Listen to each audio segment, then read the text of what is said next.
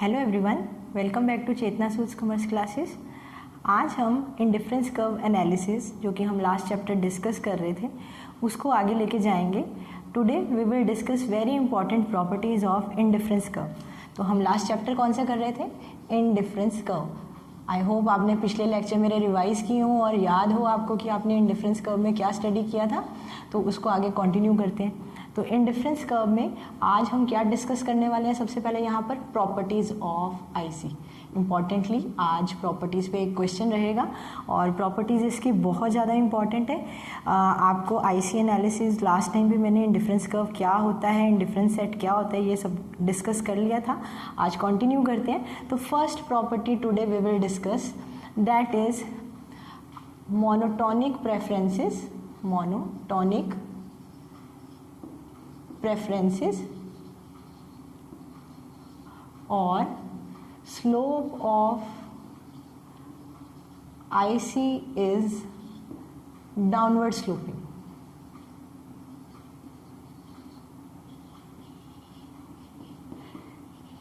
ये very first property है हमारे इंडिफरेंस कर्व एनालिसिस की कि हम यहाँ पर मोनोटोनिक प्रेफरेंसेस रखते हैं और हमारा जो आईसी का स्लोप है वो हमेशा डाउनवर्ड स्लोपिंग होता है।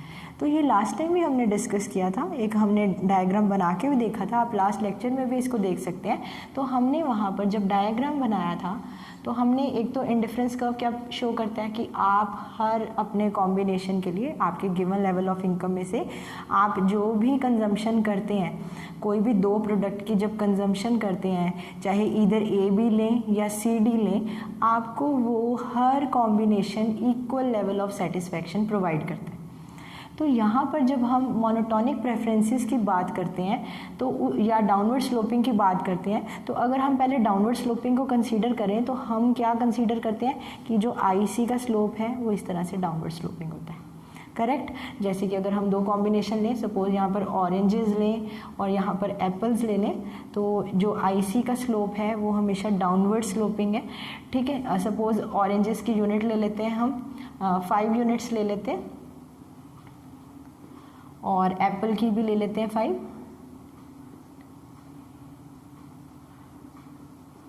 ठीक है जी। तो अब जब आप यहाँ पर 5 यूनिट ऑफ अगर आप एप्पल कंज्यूम कर रहे हो या 3 यूनिट्स कंज्यूम कर रहे हो, तो इस तरह से कुछ भी आपका डायग्राम बनेगा।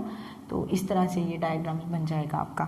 तो सिंपल सी बात कहने वाली है कि ये डाउनवर्ड स्लोपिंग क्यों है और ये मोनोटोनिक प्रेफरेंसेस का मतलब क्या है। तो डाउनवर्ड स्लोपिंग हमारा पर्पसली इसलिए होता है क्योंकि यहाँ पर ऑरेंजेस और एप्पल का नेगेटिव रिलेशन है। कैसे? Simply understand करवाऊंगी।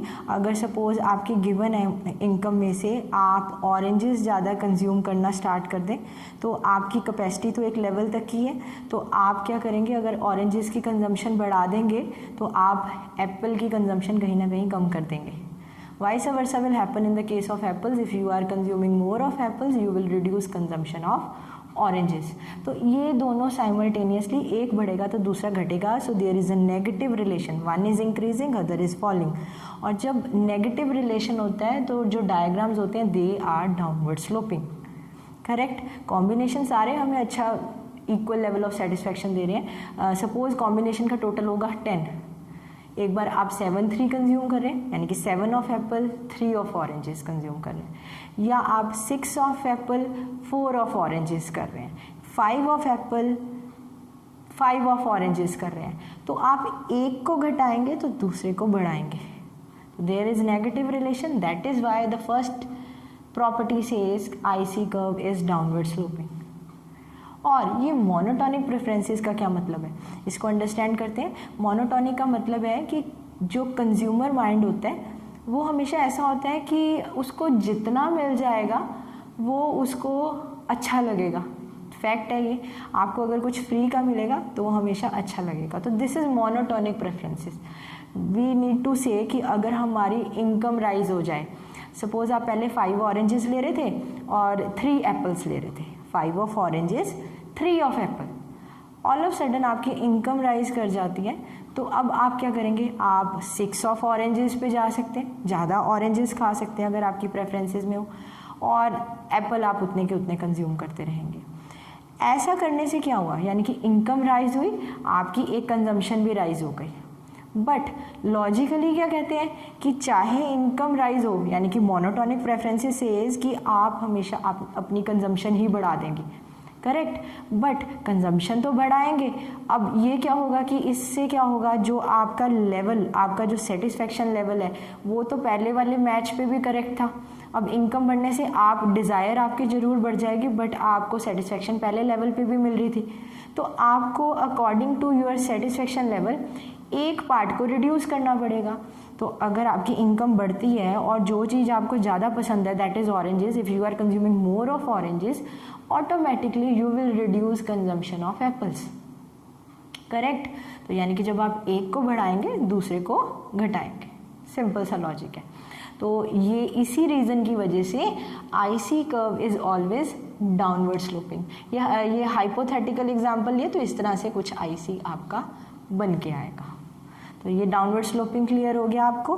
मोनोटोनिक प्रेफरेंस समझ आ गया कि consumer will always prefer more when his income increases और his resources increases, irrespective of the fact that any combination will give him equal level of satisfaction.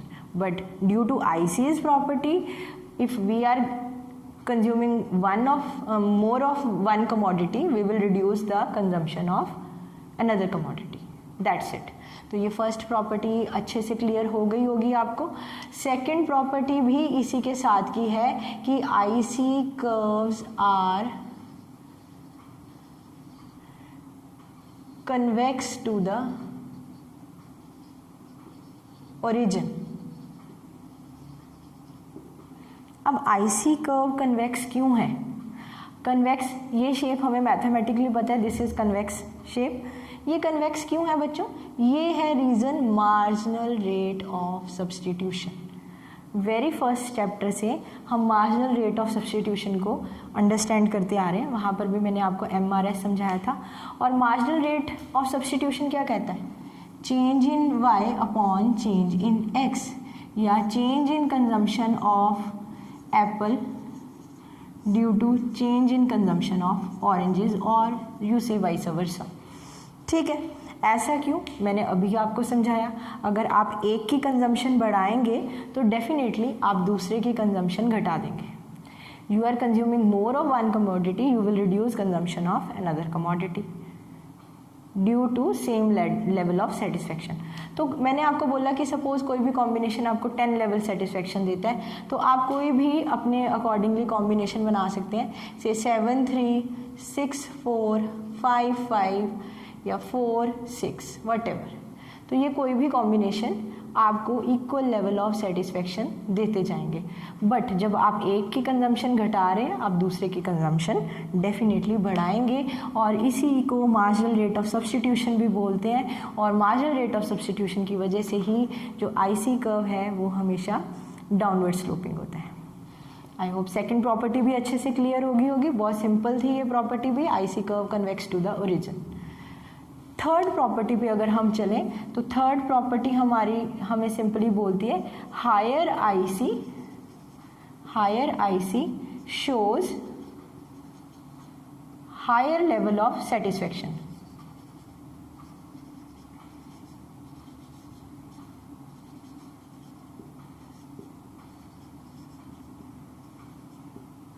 अब simple सी बात है, ये आईसी आपको एक सेटिस्फेक्शन लेवल शो कर रहा है।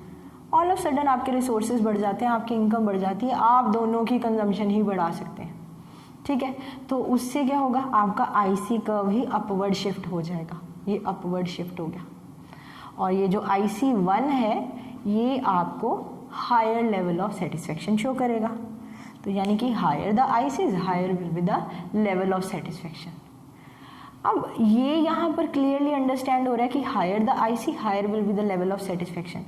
इसी से रिलेटेड फोर्थ हमारी और लास्ट जो प्रॉपर्टी है वो ये भी समझाती है कि ICs never intersect each other.